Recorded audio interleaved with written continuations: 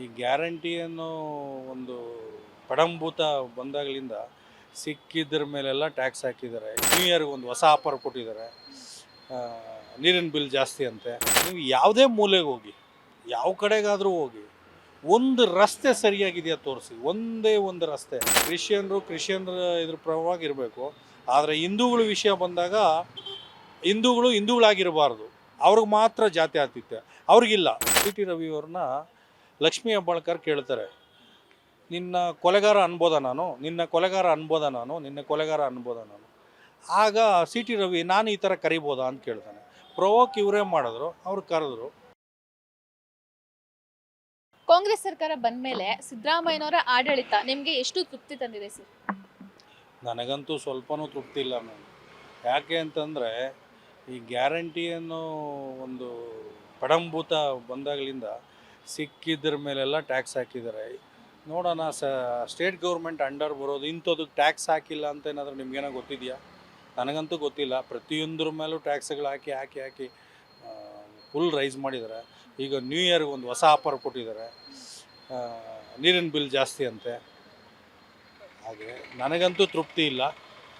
ನಿಮ್ಗೇನಾದರೂ ಗೊತ್ತಿದ್ದರೆ ಖಂಡಿತ ಹೇಳಿ, ಅದನ್ನು ನಾನು ತಿಳ್ಕೊತೀನಿ. ನಾನು ಬ್ಯಾಂಗ್ಳೂರು ಜಿಲ್ಲೆಯವನು. ನಂದು ಬಂದು ಆನೇಕಲ್ ತಾಲೂಕು. ನಮ್ಮ ತಾಲೂಕಲ್ಲಿ ಫ್ರೂಟ್ ಮಾರ್ಕೆಟ್ ಇದೆ, ಎಲೆಕ್ಟ್ರಾನಿಕ್ ಸಿಟಿ ಇದೆ, ಒಳ್ಳೆ ಇಂಡಸ್ಟ್ರಿ ಇದೆ, ಎಲ್ಲ ಇದೆ. ನೀವು ಯಾವುದೇ ಮೂಲೆಗೆ ಹೋಗಿ, ಯಾವ ಕಡೆಗಾದರೂ ಹೋಗಿ, ಒಂದು ರಸ್ತೆ ಸರಿಯಾಗಿದೆಯಾ ತೋರಿಸಿ. ಒಂದೇ ಒಂದು ರಸ್ತೆ. ಆ ಮಳೆ ಬಂದಾಗ ಗುಂಡಿಗಳು ನೋಡ್ಬೇಕು. ಆ ಫ್ರೂಟ್ ಮಾರ್ಕೆಟ್ ಇದೆ, ಆ ಫ್ರೂಟ್ ಮಾರ್ಕೆಟಿಗೆ ಬಂದರೆ ಆ ಸುತ್ತಮುತ್ತ ಏನಾದರೂ ಸ್ವಲ್ಪ ಓಡಾಡಬೇಕು ನೀವು. ಎಷ್ಟು ಅಧ್ವಾನವಾಗಿದೆ ಅಂತಂದರೆ ನೋಡೋದಕ್ಕೆ ಭಾರಿ ಬೇಜಾರಾಗುತ್ತೆ. ಮತ್ತು ಜಿಗಣಿ ಇಂಡಸ್ಟ್ರಿಯಲ್ ಏರಿಯಾ ಇದೆಯಲ್ಲ, ಆ ಜಿಗಣಿ ಇಂಡಸ್ಟ್ರಿಯಲ್ ಏರಿಯಾ ಕಡೆ ಹೋಗಿ. ಆ ಜಿಗಣಿ ಇಂಡಸ್ಟ್ರಿಯಲ್ ಏರಿಯಾದಲ್ಲಿ ಎಂ ಕೃಷ್ಣಪ್ಪ ಅಂತ ಒಬ್ಬ ಶಾಸಕರಿದ್ದಾರೆ. ಮೋಸ್ಟ್ಲಿ ಆ ಸರೌಂಡಿಂಗ್ನೇ ಮರೆತು ಬಿಟ್ಟಿದ್ದಾರೆ ಅನಿಸುತ್ತೆ. ಮತ್ತು ಇನ್ನು ನಮ್ಮ ಕಡೆ ಬಂದರೆ ಇನ್ನು ಬಿ ಶಿವಣ್ಣ ಅಂತಿದ್ದಾರೆ. ಆ ಬಿ ಶಿವಣ್ಣ ಅದೇನೋ ರೋಲ್ಕಲ್ ಶಿವಣ್ಣ ಅಂತಾರೆ. ಅದೇನೋ ಅವರು ನಮ್ಮ ಕ್ಷೇತ್ರನೇ ಮರೆತು ಬಿಟ್ಟಿದ್ದಾರೆ ಅಂತ ನನಗೆ ಗೊತ್ತಾಗ್ತಾ ಇಲ್ಲ. ಈ ಕಡೆ ಒಬ್ಬರು ಬಿ ಜೆ ಪಿಯವರು, ಈ ಕಡೆ ಒಬ್ಬರು ಕಾಂಗ್ರೆಸ್ನವರು, ಇಬ್ಬರು ಎಮ್ ಎಲ್ ಎಗಳಿದ್ದಾರೆ. ಇಬ್ಬರು ಕೂಡ ನಮ್ಮ ಕ್ಷೇತ್ರಕ್ಕೆ ಕೊಡುಗೆ ಅನ್ನೋದೇ ಇಲ್ಲ. ಮತ್ತು ಈ ಸರ್ಕಾರದಿಂದನೂ ಏನೂ ಕೊಡುಗೆ ಇಲ್ಲ. ಮುಂದುವರಿದ ತಾಲೂಕು ನಮ್ಮದು. ನೋಡಿದ್ರೆ ಉತ್ತರ ಕರ್ನಾಟಕದ ಕಡೆ ಇರುತ್ತಲ್ಲ ರಸ್ತೆಗಳು, ಆಗ ಅದಕ್ಕಿಂತ ಹೀನಾಯಮಾನವಾಗಿದೆ. ಈ ಈ ಸರ್ಕಾರದ ಆಡಳಿತ ನನಗಂತೂ ತುಂಬ ನೋವುಂಟು ಮಾಡಿದೆ. ಗಿಫ್ಟ್ ಅಂತೂ ಸಿಕ್ಕಿದೆ ನ್ಯೂ ಇಯರ್ಗೆ. ನ್ಯೂ ಇಯರ್ಗೆ ಈಗ ಜನಸಾಮಾನ್ಯರಿಗೆ ಒಂದು ಗಿಫ್ಟ್ ಸಿಕ್ಕಿದೆ. ವಾಟರ್ ಬಿಲ್ ಜಾಸ್ತಿ ಮಾಡಿದ್ದಾರೆ, ಅದೊಂದು ಗಿಫ್ಟು. ಇದೇ ಥರ ಅದು ಇದು ಗಿಫ್ಟ್ ಕೊಡ್ತಾನೆ ಇರ್ತಾರೆ. ಈ ಸರ್ಕಾರ ಬಂದು ನನ್ನ ಪ್ರಕಾರ 1.5 ವರ್ಷ ಆಗ್ತಾ ಬಂತು. 1.5 ವರ್ಷದಲ್ಲಿ 20 ತಿಂಗಳಲ್ಲಿ ಏನೇನು ಸಾಧ್ಯನೋ ಎಲ್ಲನೂ ಹತ್ಸಿಟ್ಬಿಟ್ಟಿದ್ದಾರೆ. ಮುಂದಕ್ಕೂ ಟ್ಯಾಕ್ಸ್ಗಳು ಅದು ಇದು ಹಾಕ್ಕೊಂಡು ಹೋಗ್ತಾರೆ ಬಿಟ್ಟರೆ ಗೊತ್ತಿಲ್ಲ. ಮತ್ತು ಈ ಜಾತ್ಯತೀತ ಅಂತಾರೆ. ಅದು ಯಾವ ಥರ ಜಾತ್ಯತೀತ ಅಂತ ಗೊತ್ತಿಲ್ಲ. ಮುಸ್ಲಿಮರೇ ಅವರು ಇದು ಮಾಡಬೇಕು, ಕ್ರಿಶ್ಚಿಯನ್ರ ಇದ್ರ ಪರವಾಗಿ ಇರಬೇಕು. ಆದರೆ ಹಿಂದೂಗಳ ವಿಷಯ ಬಂದಾಗ ಹಿಂದೂಗಳಾಗಿರಬಾರ್ದು. ಅವ್ರಿಗೆ ಮಾತ್ರ ಜಾತ್ಯತೀತ, ಅವ್ರಿಗಿಲ್ಲ. ಕ್ರಿಶ್ಚಿಯನ್ಸ್ಗಿಲ್ಲ, ಮುಸ್ಲಿಮ್ಸ್ಗಿಲ್ಲ, ಹಿಂದೂಗಳು ಮಾತ್ರ ಜಾತ್ಯತೀತ. ಏನಕ್ಕೆ ಅದು? ಒಂಥರ ಒಂದು ಕಣ್ಣಿಗೆ ಸುಣ್ಣ, ಒಂದು ಕಣ್ಣಿಗೆ ಬೆಣ್ಣೆ ಅನ್ನೋ ರೀತಿ ಇದೆಯಲ್ಲ. ಈ ಥರ ನನ್ನ ಒಂದು ಅಭಿಪ್ರಾಯ. ಇನ್ನು ಅಧಿವೇಶನದಲ್ಲಿ ನೋಡಿರ್ತೀರಾ ಬೆಳಗಾವಿಯಲ್ಲಿ ನಡೆದಂತ ಒಂದು ಘಟನೆ. ಸೊ ಇದ್ರ ಬಗ್ಗೆ ಏನು ಹೇಳ್ತೀರಾ? ಮೇಡಮ್, ಇದು ಸಿ ಟಿ ರವಿ ಅವರು ಆ ಥರ ಮಾತಾಡಿಲ್ವೋ ನನಗೆ ಗೊತ್ತಿಲ್ಲ. ಆದರೆ ಮಾತಾಡಿದರೆ ತಪ್ಪೇ ಅದು.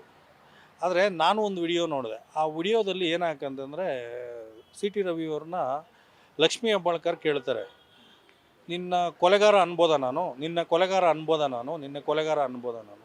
ಆಗ ಸಿ ಟಿ ರವಿ ನಾನು ಈ ಥರ ಕರಿಬೋದಾ ಅಂತ ಕೇಳ್ತಾನೆ. ಪ್ರವೋಕ್ ಇವರೇ ಮಾಡಿದ್ರು, ಅವ್ರು ಕರೆದ್ರು. ತಪ್ಪೇ ಇಲ್ಲ ಅಂತ ನನಗನ್ಸುತ್ತೆ. ಬಟ್ ಆ ಶಬ್ದ ಇವ್ರು ಮಾತಾಡಿದ್ದು, ಸಿ ಟಿ ರವಿ ಮಾತಾಡಿದ್ದು ತಪ್ಪೇ. ಅದೇ ರೀತಿ ಅವರಿಗೆ ಇವರು ಕೊಲೆಗಾರ ಅನ್ಬೋದ ನಾನು, ನಿಮ್ಮನ್ನು ಕೊಲೆಗಾರ ಅನ್ಬೋದಾ ಅಂತ ಕೇಳಿದ್ರಲ್ಲ, ಅದು ತಪ್ಪು ಅಂತ ನಾನು ಅನ್ಕೋತೀನಿ. ಎರಡು. ಮತ್ತೆ ಅದನ್ನು ಈ ಜನಸಾಮಾನ್ಯರ ದುಡ್ಡೆಲ್ಲ ಹಾಕಿ ಅಧಿವೇಶನ ನಡೆಸ್ತಾರೆ. ಲಕ್ಷಾಂತರ ರೂಪಾಯಿ, ಕೋಟ್ಯಾಂತರ ರೂಪಾಯಿ ಇನ್ವೆಸ್ಟ್ ಮಾಡ್ತಾರೆ. ಆ ದುಡ್ಡೆಲ್ಲ ಪೋಲಾಗೋ ರೀತಿಲಿ ಅವ್ರನ್ನ ಈಗ ಓಕೆ ಅವನು ಅಪರಾಧ ಮಾಡಿದಾನೆ, ಓಕೆ ಇದು ಮಾಡಿದ್ರೆ ಆ ಸ್ಟೇಷನ್ ಬಂದು ಆ ಸರೌಂಡಿಂಗ್ ಯಾವ ಸ್ಟೇಷನ್ ಬರುತ್ತೋ ಆ ಸ್ಟೇಷನಿಗೆ ಕರ್ಕೊಂಡೋಗಿ ಕಂಪ್ಲೇಂಟ್ FIR ರೈಸ್ ಆಗಿರುತ್ತೆ. ಅಲ್ಲಿ ಆ್ಯಕ್ಷನ್ ತೊಗೊಂಡು ಮ್ಯಾಜಿಸ್ಟ್ರೇಟ್ ಮುಂದೆ ಪ್ರೊಡ್ಯೂಸ್ ಮಾಡಿ ತಗೊಂಡೋಗಿ ಜೈಲಿಗೆ ಹಾಕಬೇಕು. ಇವ್ರು ರಾತ್ರಿ ಎಲ್ಲ ಸುತ್ತಿಸೋದೇನಿದೆ? ಇದೇನು ಪ್ರಜಾಪ್ರಭುತ್ವನ ಅಥವಾ ಕಾಂಗ್ರೆಸ್ ಗುಂಡಾಗಿರಿನ? ಸುತ್ತಿಸ್ಬೇಕಾದ ಅವಶ್ಯಕತೆ ಇದೆ. ಅವ್ನು ತಪ್ಪು ಮಾಡಿದರೆ ಆಗಲಿ ಅವ್ನಿಗೆ ಶಿಕ್ಷೆ. ಸಿ ಟಿ ರವಿ ಏನು ಮೇಲಿನಿಂದ ಬಂದಿಲ್ಲ. ಸಿ ಟಿ ರವಿ ಕೂಡ ಒಬ್ಬ ಜನಸಾಮಾನ್ಯನೇ ಅಲ್ವಾ? ಆಯಿತಾ, ಒಬ್ಬ ಮಾಜಿ ಮಂತ್ರಿ, ಪ್ರೆಸೆಂಟ್ ಒಬ್ಬ MLC, ಒಬ್ಬ ಜನಪ್ರತಿನಿಧಿಗೆ ಆ ಮಟ್ಟಕ್ಕೆ ಅಂದರೆ ಸಾಮಾನ್ಯ ಜನಕ್ಕೆ ಯಾವ ಥರ ಇರ್ಬೋದು? ಸಾಮಾನ್ಯ ಜನ ಯಾವ ರೀತಿ ಇರ್ಬೋದು? ನನ್ನ ಅನಿಸಿಕೆ ಅವನ್ನ ಸಿ ಟಿ ರವಿ ನಡೆಸ್ಕೊಂಡಿದ್ದ ರೀತಿಯೂ ಸರಿ ಇಲ್ಲ. ಮತ್ತು ಸಿ ಟಿ ರವಿ ಆ ರೀತಿ ಒಬ್ಬ ಜನಪ್ರತಿನಿಧಿ, ಒಬ್ಬ ಮಾಜಿ ಮಂತ್ರಿ ಆದರು ಆ ರೀತಿ ರಿಯಾಕ್ಟ್ ಆಗಿರೋದು ಅದು ತಪ್ಪೇ ಅಂತ ನನ್ನ ಅನಿಸಿಕೆ. ಅದು ಆಗಿದಾರ ಆಗಿಲ್ವ ಅಂತ ನನಗೆ ಗೊತ್ತಿಲ್ಲ, ನಾನು ಇದನ್ನು ನೋಡಿದಾಗ. ಬಟ್ ಆ ರೀತಿ ಆಗಿದ್ದರೆ ಅದು ಸಿ ಟಿ ರವಿ ಇದು ತಪ್ಪೇ. Beat plus Karnataka.